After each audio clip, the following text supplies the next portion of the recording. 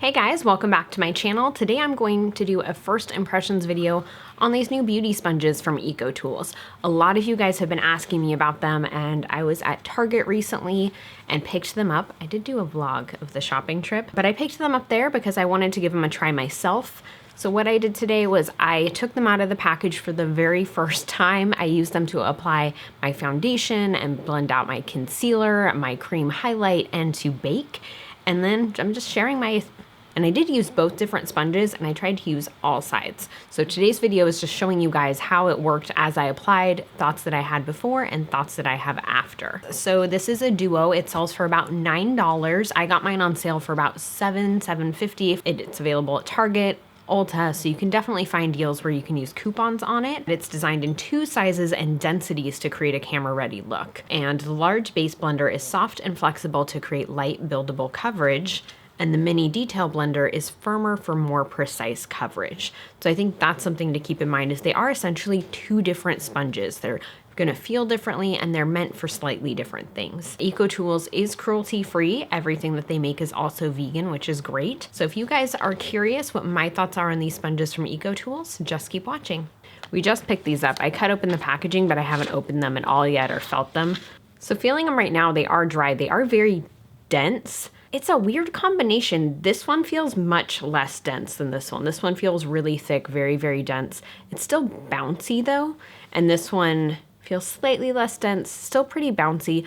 Not as bouncy as the Beauty Blender. I feel like they feel more like the Real Technique sponge. I'm gonna go ahead and get them wet and then see how they feel after that. Okay, so that one definitely got a lot bigger. It feels still pretty dense, but more bouncy. This one did lose some color, but I think that's pretty normal. I'm gonna get this one wet and see how it feels. Okay, and this one also got a lot bigger. It still feels very dense, but it does feel a little more bouncy. So it says that you can use these wet or dry, but because I usually use the Beauty Blender and the Real Technique sponge, or any beauty sponge that I'm using damp, I want to try them that way, so that way I can really compare them. I'm gonna go ahead and apply my primer. I'm going to be using the Marc Jacobs Invisible Undercover Coconut Primer. This stuff is really nice if you have dry skin. And for a foundation today, I wanted to pick one that I really knew how it worked. So I decided to go with the CoverFX Natural Finish Foundation. I've been using this for well over a year. I've tried it with pretty much every foundation brush, every beauty sponge that I own.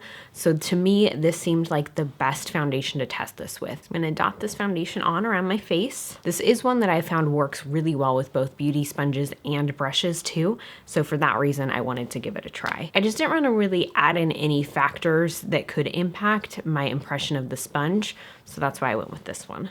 So on the packaging, it says the flat surface applies product to large surface areas, the round base seamlessly blends lines, and the wedge-like tip guides precise straight lines. So I'm going to start with the flat side and just tap that out on my cheeks. This is a pretty firm sponge. It definitely doesn't feel soft and bouncy, and I don't know if you guys can hear that, but it's pretty firm. I'm gonna switch to this side now and just give that a try. Oh, that is a lot better. That is way bouncier. And now that everything is applied, I'm gonna look closer up and see if I notice anything in how it applied the product. The product looks fine. I feel like the sponge didn't absorb a ton of it. It seemed to distribute it pretty evenly. It doesn't have as much coverage as it does when I apply it with the Beauty Blender in specific or a foundation brush. It may have just absorbed a little more. Let me apply a little bit more product. I'm gonna go ahead and use this slide because why not?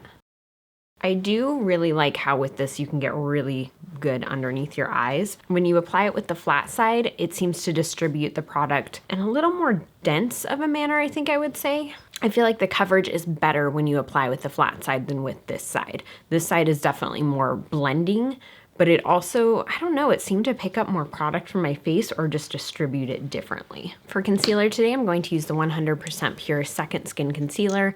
Again, this is one that I've used so many times, so I really know how it applies and how it wears. I'm gonna use that to highlight too. I'm gonna go in with this one because this is for like the blending of the lines.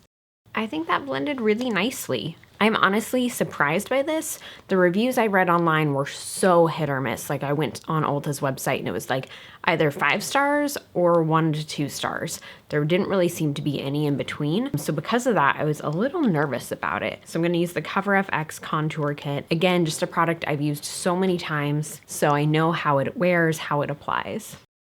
Do my contouring, blend that out, and then we'll get into baking.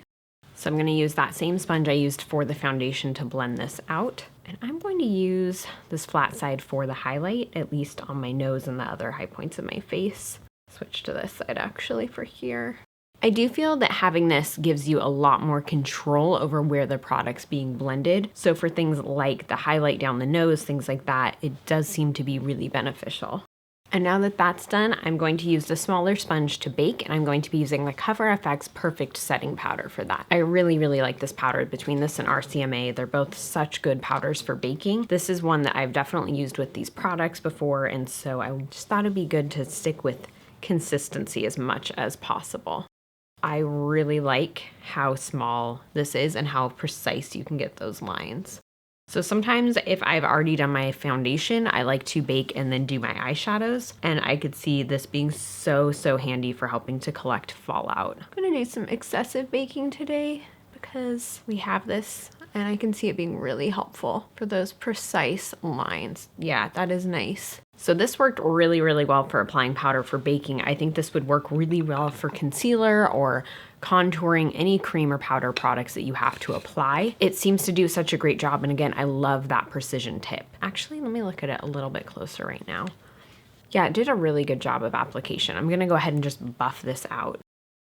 So I'm gonna finish up the rest of my makeup off camera, and then I will be back to give you my first impression thoughts on these sponges from EcoTools. So now that I have finished doing the rest of my makeup, I wanted to come back here and just talk a little bit more about these sponges, how I felt about them, how they applied product. I did also wash them because I wanted to see if they would leak color or not. So when I washed them, I used the liquid cleanser from Beauty Blender as well as the Beauty Blender bar. I did one on each, a little bit of both, and they didn't lose any color. They didn't bleed, which is always a good thing, and they got really clean. So that is always good.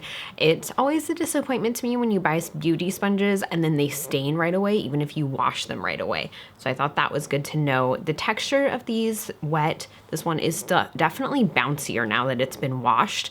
And I would say its texture does really compare to the Beauty Blender now that it has been washed. This one is still firmer, and I would say this one compares to the Real Technique sponge now that it's been washed.